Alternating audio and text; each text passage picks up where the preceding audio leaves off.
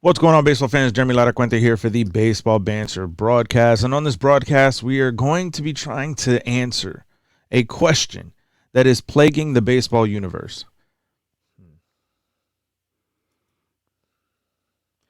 In examining the baseball world, there's one question that keeps popping up. What's going on with the St. Louis Cardinals? And on this video, we're going to try to kind of decipher what's happening, what could be happening, and if there's a way to fix it. So strap in. We're going to get right into the details of what's going on with the Cardinals.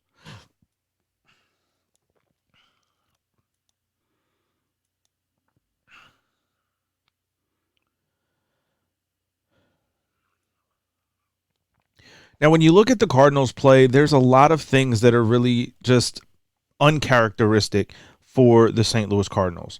They're bad at base running. They're bad at playing defense.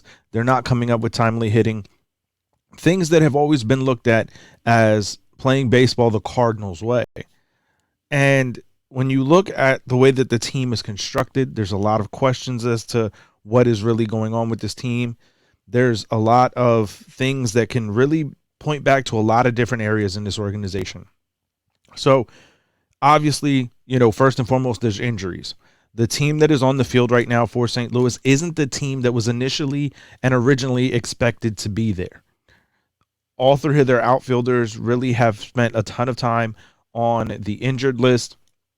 Tyler O'Neill, Lars Nootbaar, Dylan Carlson was supposed to be the starting outfield for this team. It was supposed to be the outfield that was truly going to help them carry this franchise forward through the next several years of winning Cardinals baseball. We have not seen that.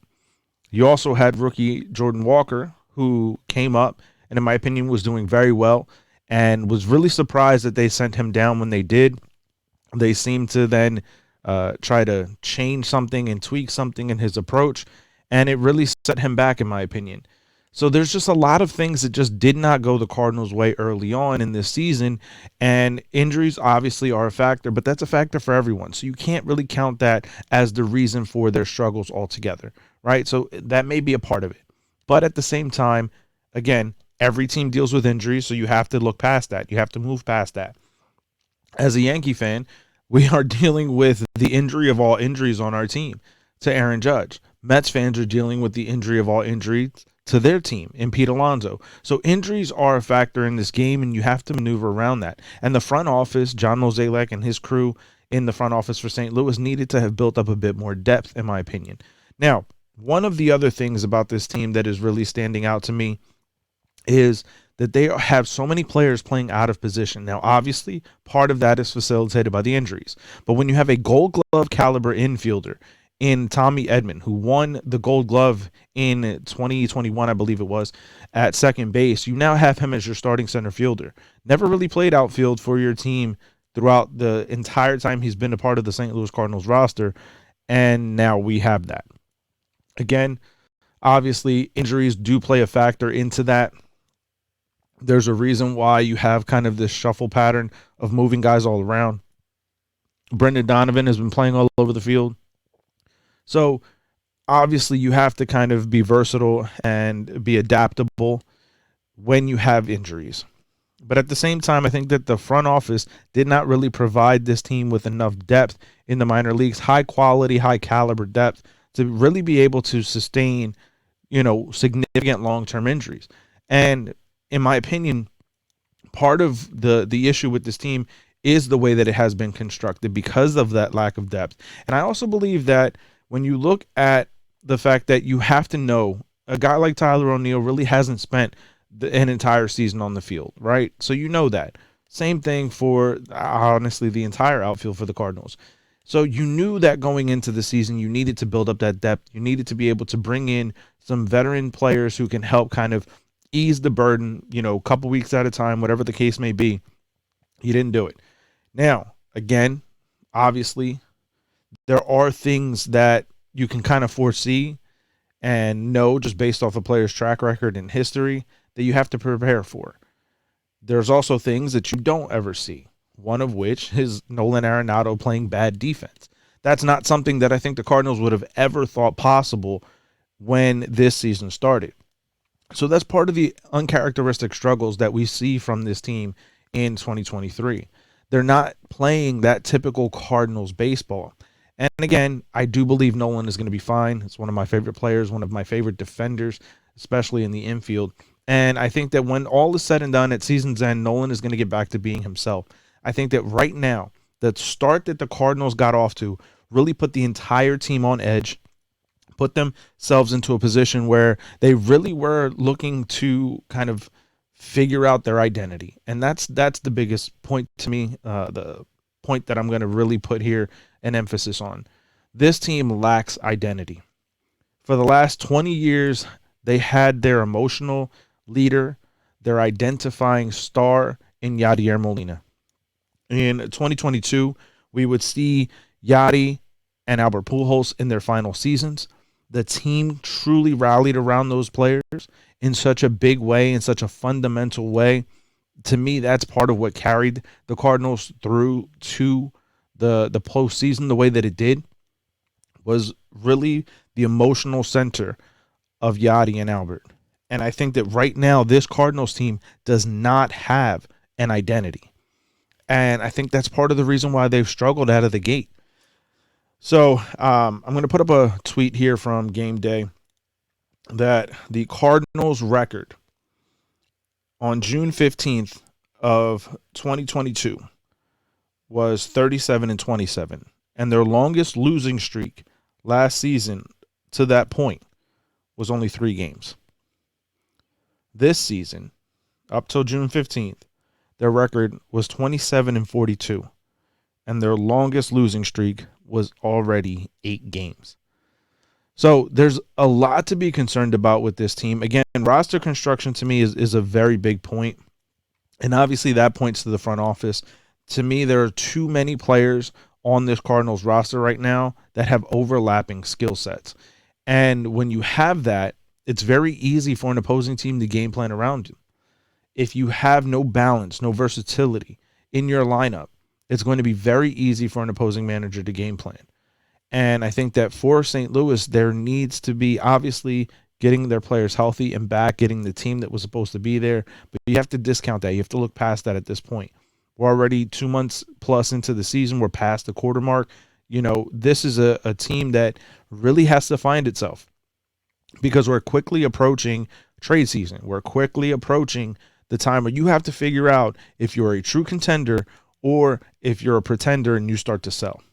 And that to me is where the Cardinals are at this very moment in time.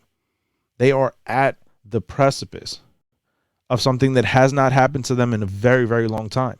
That has not happened to them in the entire tenure of John Mozeliak as the president of baseball ops for this organization.